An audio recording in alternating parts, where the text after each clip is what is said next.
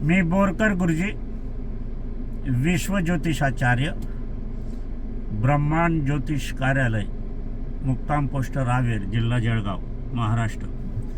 425508 रावेरचा pincode number, WhatsApp number आणि mobile number एकच आहे, 9850015558.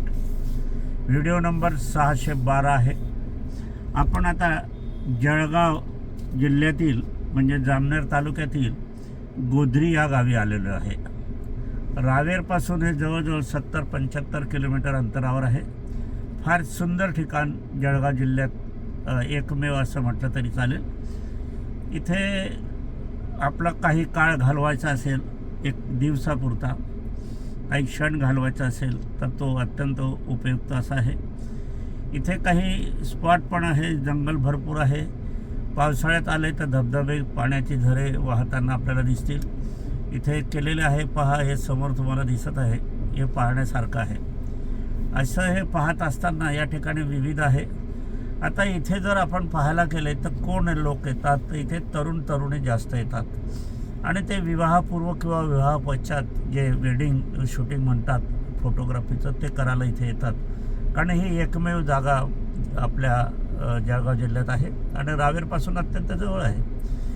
आता सहज माहिती मिळाली मला आणि ती माहिती तुम्हाला मी मागेल सांगितल्याप्रमाणे कचोरी खाल्ली, त्या कचोरीच्या कागदावर ती माहिती मिळाली, त्याचप्रमाणे ही माहिती मिळाली आणि आम्ही मग निघालो.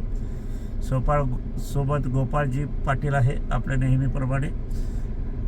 तर आजचा विषय आपण इथे प्रेमविवाहाचाच घेणार आहोत ज्योतिषशास्त्राच्या पद्धतीनं, आणि हे हळूहळू आपण इथला दृश्य पण पाहणार आहोत, तुम्हाला बघायला मिळणार आहे. आणि हे बघा, आता प्रेमविवाह कसा होतो, का होतो.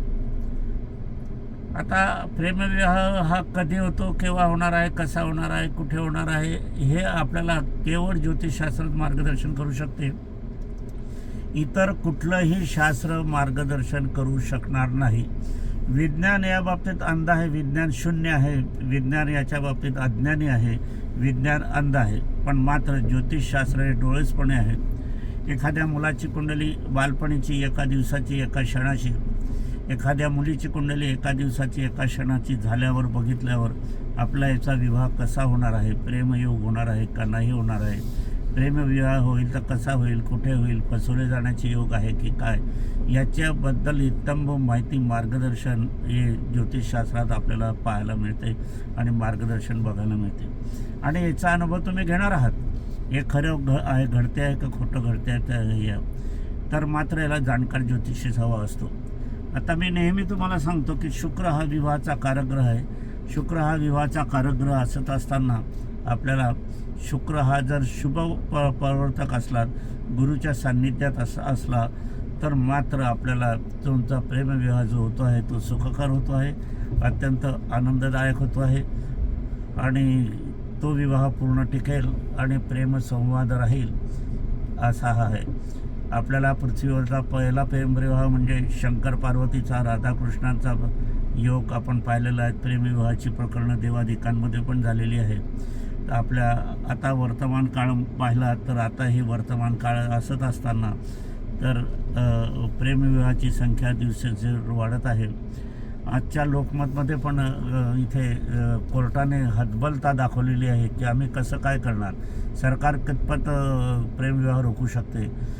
आईवडिलांची परवानगी न घेता प्रेमविवाह होत आहे, पण ते सज्ञान आहे, 18 आहे, त्यांच्याकडे आधार कार्ड आहे, मुलाकडे 21 वर्ष वय आहे, मग त्यांना कोण रोखणार. ही हतबद्धता सरकारची अगदी नामुष्की करणारी आहे. किंवा सरकार या तरुण मुलापुढे हतबद्ध होते तर मग मोठ्या माणसांपुढे काय आहे, मग कायदा कशासाठी करायचा. तुम्हाला हे एक लक्षात ठेवायला पाहिजे की प्रेमविवाह असो, कसाही असो, ठरवलेला विवाह असला तर त्याला आईवडिलांची परवानगी पाहिजे, आईवडिलांचे आशीर्वाद त्याला लाभलेले पाहिजे, तरच तो विवाह मान्य करायला पाहिजे. अशी अट का नाही ठेवतायत सरकारला, तशी ठेवायची नाही आणि आपण हात जोडून मोकळे व्हायचे आणि अशा विवाहांना 50,000 रुपये पावतात प्रोत्साहन द्यायचे. ही कुठली नीती आहे, ही संस्कृती बिघडवणारी नीती आहे. प्रेमविवाह करायचा असेल तर जरूर करा. रमेश आणि सीमाचा प्रेमविवाह होतो, आपण पहिलं एकटरांचा. सुखाचा विवाह अजूनही ते आहे, सुखाचा विवाह चाललेला आहे. त्याप्रमाणे आपण दिलीप कुमार, सायरा बानूचा बघितला तो प्रेमविवाहच होता.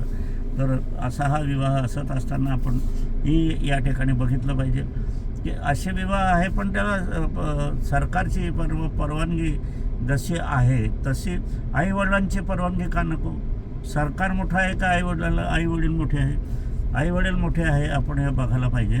तर आईवडीलच मोठे असतात, सरकार आणि आईवडीलच सरकार बनवत असते.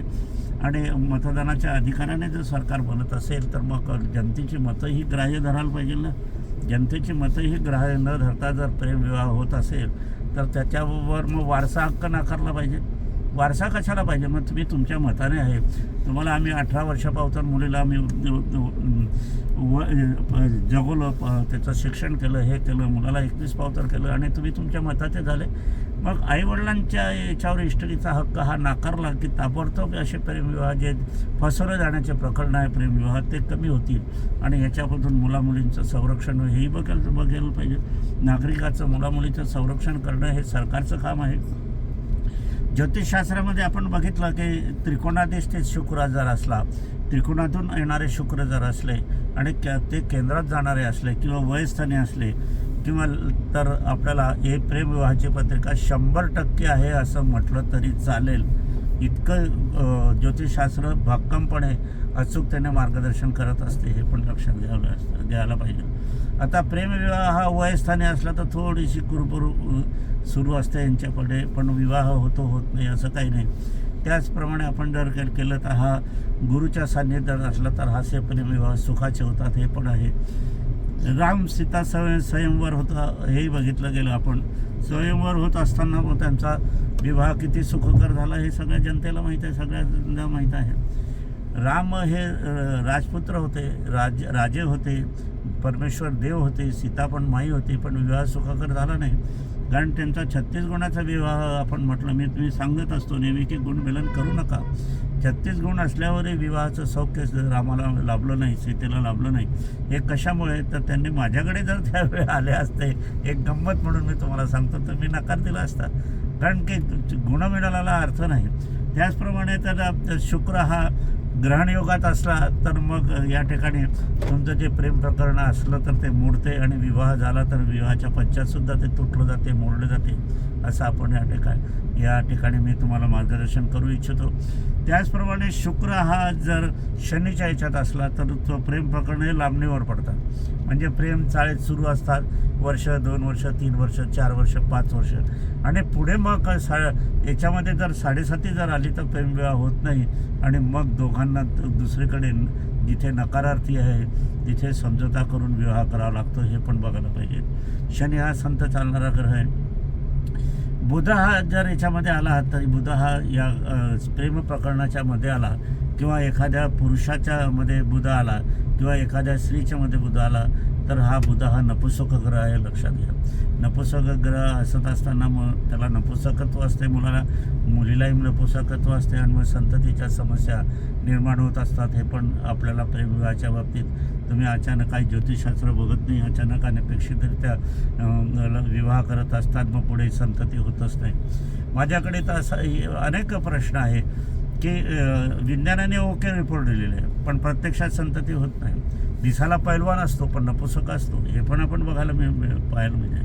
अनेकांचे विवाह होऊन 2-4 वर्ष 5 वर्ष झाले तरी संतती होत नाही. हे कुठेतरी अपूर्णता असते.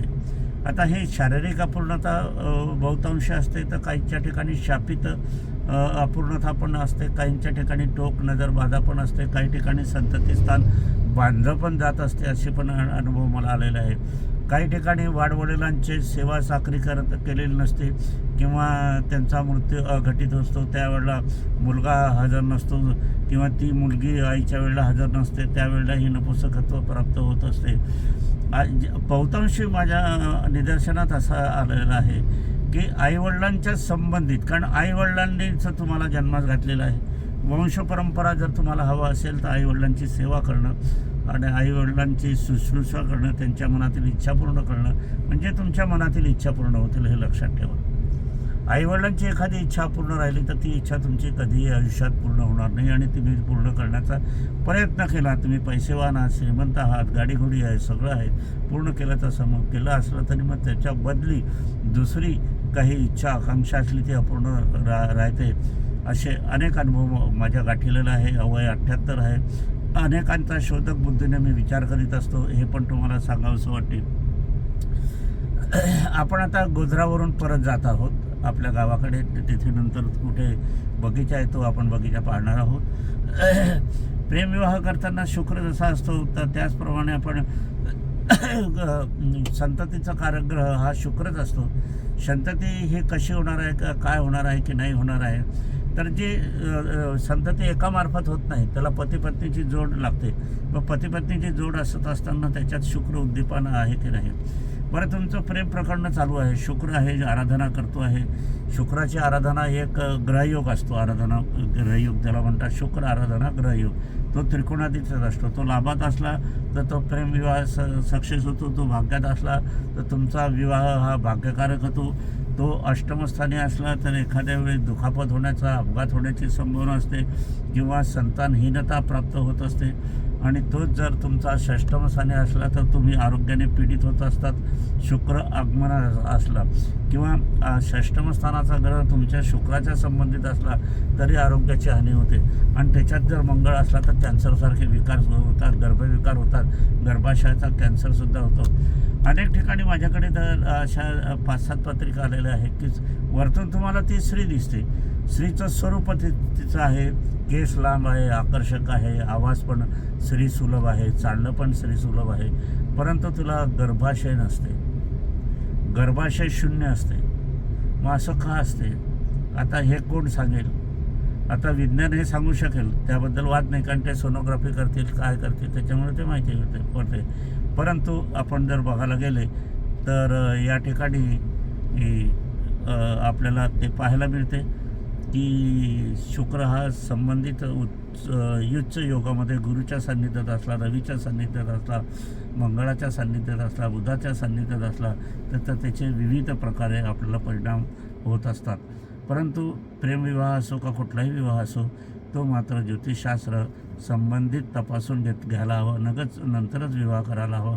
असो, आजच्या कार्याला इथेच विराम देऊया. मी थोडंसं क्षमस्व करतो. माझी पत्नी स्वर्गीय सौ निर्मलाबाई बोरकर यांना अभिवादन करण्याचं विसरलो काही करते. पुनश्च दोनदा माझी पत्नी स्वर्गीय सौ निर्मलाबाई बोरकर यांना अभिवादन करूया आणि आजच्या कार्याचं समापन करूया.